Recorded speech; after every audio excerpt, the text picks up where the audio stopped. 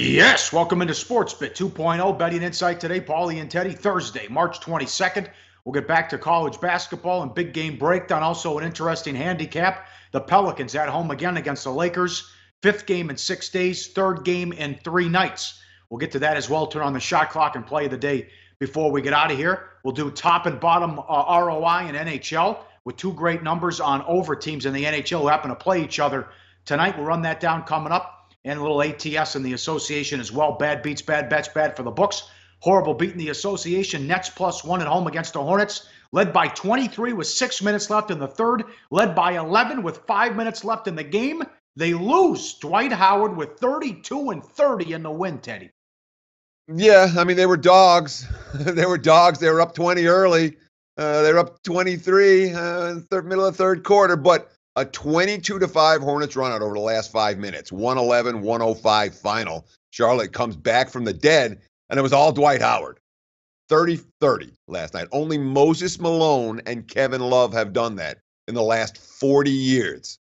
And then you say, all right, what happened? How did they turn it around? Here's the quote from Dwight Howard. Tell me how you handicap this. I just thought my energy and effort wasn't where it needed to be for our team to be successful. Got a text at halftime from somebody, and it kind of got me motivated and gave me some extra energy. How do you handicap that? You know, who's he getting text from at halftime? Bottom line is I had the Nets last night. I did not enjoy that one, Pauly. That was a bad beat. What could have been with that guy? He never worked on or improved his offensive game and always struggled from the free throw line. That was a shame. A bad bet. Very bad. This is horrible. Raptors Cavs under 228 down to 225. And the Raptors from pick up to 2 with the guys that were out for the Cavs. 79 points at half for the Raptors. The Cavs become the first team since 1990 to win a game after giving up that many points in the first half. And LeBron, 35, first guy with 35, 15, and no turnovers since 77-78 when they tracked turnovers. And somehow the Cavs come back and win in a shootout. What a game this was. Yeah, I mean, whoever's betting Cleveland games under the total is using a metric that I just don't understand. I mean, there was significant steam on that under yesterday. And I know, okay, Toronto wants to slow it down. Toronto's a better defensive team. Doesn't matter. Cavs aren't playing any defense, and their offense continues to be extraordinary. 17 assists without a turnover last night from LeBron. That's certainly an impressive showing. All the money on the under, all the money on Toronto. Yeah, bad bets, Pauly. No other way to describe them. This was bad luck. The Bucks from 4.5 up to 6. Greek Freak only played a half. He left with a bad ankle, played only 16 minutes actually. Clippers won the game outright, led by 19 in the fourth quarter. I don't know what they were doing here. Nuggets Bulls under 222 down to 215.5. The Nuggets dropped 135 on the Bulls. And Oklahoma State in the NIT. They had a ton of fans at the game. They remember they gave the students free tickets, 4.5 up to 6.5, and the total from 147.5 to 150.5. Side was wrong, total was right. Yeah, I mean, Nuggets Bulls. The Nuggets had 7 players in double digits last night. They shot 61% from the floor, and that game could have been worse. It was already sitting at 113 for Denver going into the fourth quarter. You had the Nuggets. That was the right side. You had the under. That clearly was a wrong side. And Western Kentucky, I mean, NIT Road Dogs, 4-0 straight up, 4-0 against the spread in the final round before heading to Madison Square Garden. The motivation was there for the Road Warriors. None of the higher seeds advanced. All that Okie State money, that was wrong. The Hilltoppers head to Madison Square Garden. This will be a fun bet for the books. One in the association. Knicks Heat over 214.5 to 217.5. Whoops. Lands right in the middle with 217. Nice win for the Heat last night. They're going to make the playoffs. Only question will be the 7 or the 8 seed. Yeah, and, you know, as a clinic, Eric Spoelstra continues to be one of my favorite NBA head coaches. Clinic last night. How do you grind out a bad team when you need a win for playoff positioning, but you don't want to use up any energy? Simple. No one played more than 30 minutes. 6 different players scored at least 12 points. And the Knicks, well, their defense, they're not even trying right now. I would hope the Jeff Hornacek days are coming to an end in New York. The Knicks not playing with a whole lot of passion. All right, how about this move? This is Stations Casinos here in Vegas. Is a square shop. So the Penguins open 220 all the way up to 310. 280 at most places. They win 5-3. So a 90-cent move on a hockey game. That was bananas, which leads us to top ROI in the NHL. Been the number one for a long time in all the sports. The Golden Knights plus all. Well, you bet $100 on every Golden Knights game. You're up almost 20 units, almost $2,000. A lot higher. Been crushing the books all year. Plus 1960 return on investment with the Golden Knights. They're in action tonight against the San Jose Sharks. Nashville number 2 plus 17 units. Colorado 14. Tampa Bay almost 13. And the Winnipeg Jets checking in at almost plus 12 units. The bottom, Montreal Canadiens, they played Pittsburgh last night, the big move against them. You're down over 22 units betting against Montreal. If you're betting $100 every game. Chicago, what a disaster it's been this year for the Blackhawks, checking in at number 2 along with Detroit, Arizona, and Buffalo. And these two teams play tonight, the Islanders and the Lightning. Tampa Bay 45-26-1 to the over. And the Islanders 44-25-3 to the over. The total is 6.5 tonight on ice between those teams. That's been the gift that keeps on giving. In the association, if anything surprises you here, Teddy, top 3 teams ATS, Boston number 1. I'll tell you what a job Stevens has done. No one cried, no one pouted when they lost Hayward in the first game. They ripped off that long winning streak after that. 42-26-2, followed by Portland and Toronto. And the bottom 3 ATS leading the way, no surprise, historically bad. The Cavs 24-46-1, followed by Milwaukee, and the Thunder are 31-42 ATS. Those numbers courtesy of Covers.com. What we try to do here on SportsBit, we try to give you information and then give you ideas for the future about how to use this information. When you're talking about the top and bottom point spread teams, for the future, for next year, think about these concepts. Number 1, why are the Celtics best? Because they lost Gordon Hayward on opening night. And everyone said, oh, they're not going to be as good now. Yeah, they have been, and they were. Portland, a team that was mediocre, and then boom, turned it on. The midseason morph for the Blazers. Those tend to be the best teams, ATS. 3, Toronto. What are the Raptors? Out of the spotlight, man. You're playing up in Canada. You don't get the TV exposure that many of the U.S. teams do. That's why you have those at the top 3. The bottom 3, the one that surprised, we've been talking about the Cavs and the Oklahoma City all year.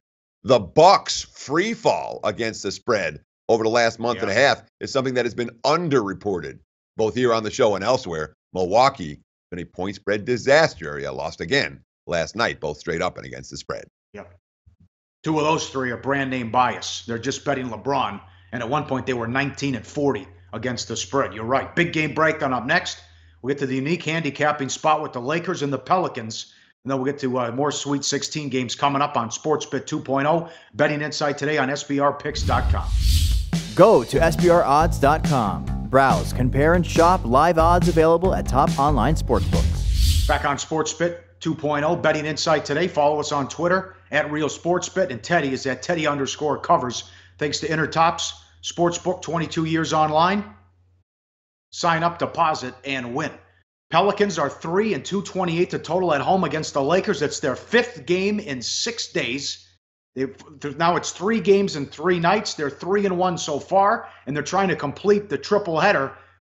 Tough, grueling game yesterday. Beat the Pacers. Before that, they beat the Mavs. Holiday was back last night, battling. They're saying he's battling the flu, but can they go through this with 5 games in 6 days? They are now the 5 seed in the Western Conference. A half a game out of the 4 spot, trying to get that first round home court as well. And a difficult schedule coming up as well, Teddy. You get this one, it's big, because then you can punt on the game Saturday at Houston.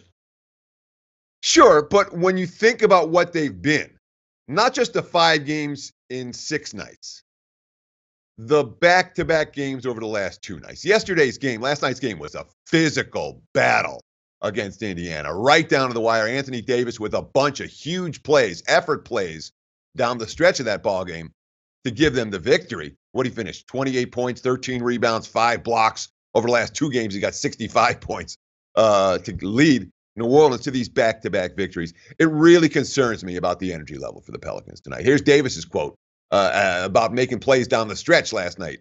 The only thing I was thinking was like, please don't go into overtime.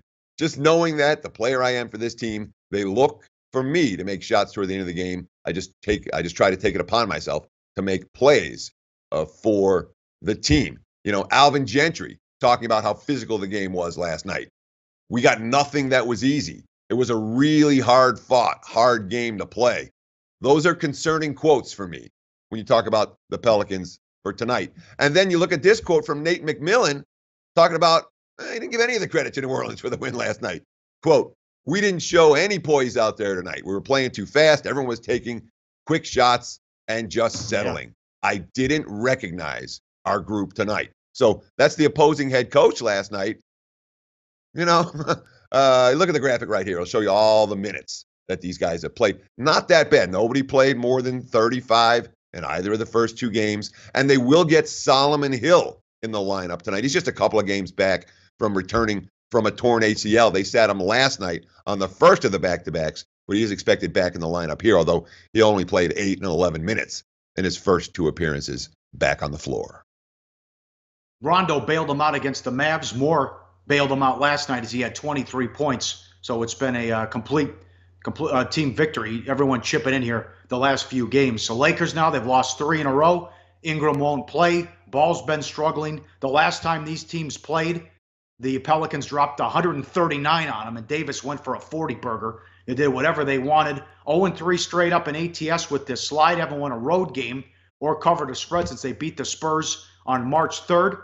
And only 12 games left for Lonzo Ball. He got off to a horrible start, then had a nice flow and rhythm going, but now it's back to the Lonzo Ball who struggled and can't find his shot, struggling from the outside, Teddy. Cause for concern. Yeah, certainly the current run for Lonzo has been rather ugly. 12 for 52 shooting over the last 5 games. 4 of 22 from three-point range. 2 of 7 from the free throw line. And note, that's 5 games with 7 free throws. That's not a point guard who's being aggressive. Isaiah Thomas on trying to help Lonzo Ball, the young Lakers point guard. Quote, "Just teach him to remain confident. There's going to be highs and lows throughout this long season, but you got here for a reason. You're here for a reason. You're one of the most talented players in the world. So you've just got to remain confident, continue to work hard, then everything else will take care of itself." I understand that the Lakers have not played great ball and Lonzo Ball hasn't played great ball. But how much do you adjust for this situation for New Orleans? In my mind, you can't adjust enough for a 3rd game in 3, 5 game in 6 after you've won each of the last 3 contests. That urge, they got to win this one, may not be there for the Pelicans tonight. We'll get back to this game when it comes to play of the daytime. All right, next up, the East Region, College Hoops Sweet 16. This is tomorrow night, West Virginia and Villanova. Villanova 5 and 152.5 the total. Ken Palm has Nova number one in offense. And they were great shooting the 3 in the first 2 rounds. Lights out, experience, great guard play.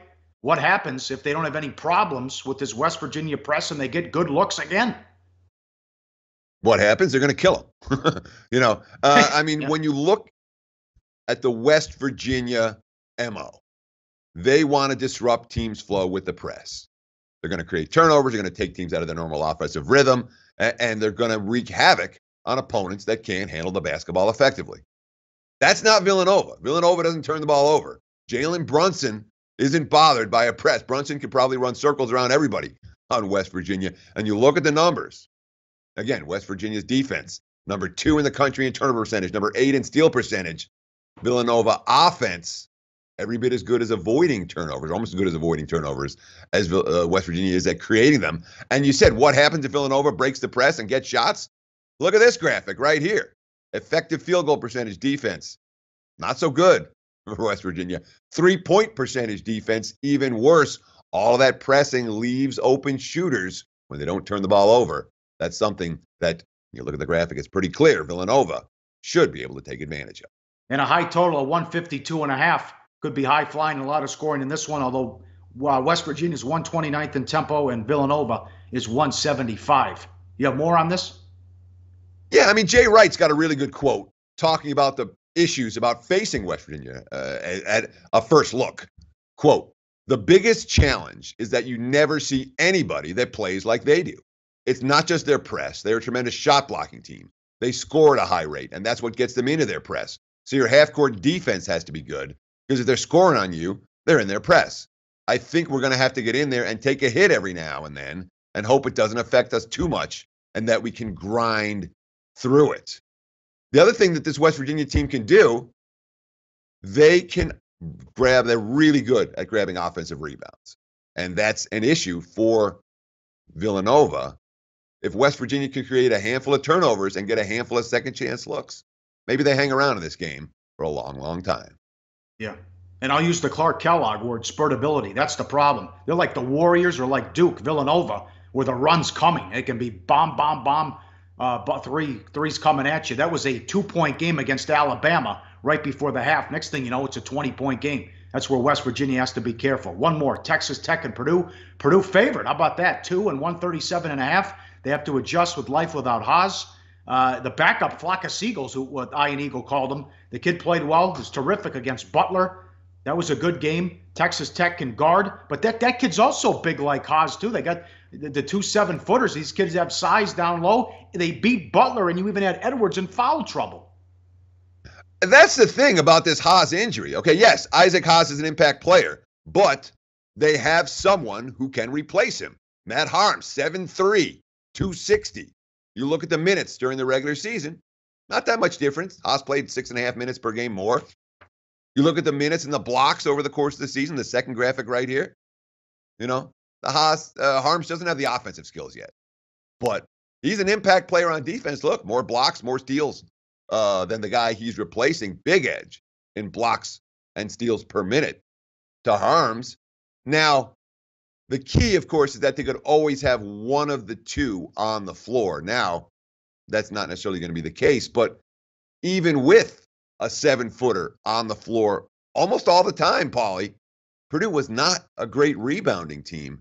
That's a big concern here when you look at Texas Tech's numbers and the offensive glass. They've been very, very good at getting second chance opportunities. They were 46th offensive rebounding percentage. Purdue was 202 on defense. Texas Tech doesn't have any 7-footers, but good depth and tough defense. That Texas Tech defense, you show this graphic, 4th in total defense, 14th in effective field goal percentage, and block shots, they were 26th as well. They did a great job against Florida. It was a struggle against Stephen F. Austin before they pulled away late too. But Beard's a terrific coach. They're like Texas A&M. They struggle once they get in this position in the Sweet 16. Going to be a hell of a game. It could be low scoring as well. Texas Tech is 249 in tempo. Yeah, one thing that's worth noting, Texas Tech pretty good when it comes to perimeter defense. Purdue, number 2 in the country in three-point shooting percentage. They've been tremendous, and a lot of that is the fact that the defense collapses around Haas in the low post, and he's able to kick it out. He's a good low post passer. With Harms, that offensive threat isn't there. Texas Tech defense, number 41 against the three-point shot. They were pretty good. And don't underestimate, if this is a close game late, Keenan Evans for the Red Raiders, my mind, bet on all the way in tight games. He's been really good for Texas Tech at eking out the close ones throughout the course of the campaign. All right, great information right there. Up next, we turn on the shot clock. An underdog to win straight up in the Sweet 16, plus the play of the day on SportsBit 2.0. Pauly and Teddy, betting insight today on SBRpicks.com. Research before you bet. Be sure to check out SBR Picks for the best game predictions, breakdowns, and much, much more.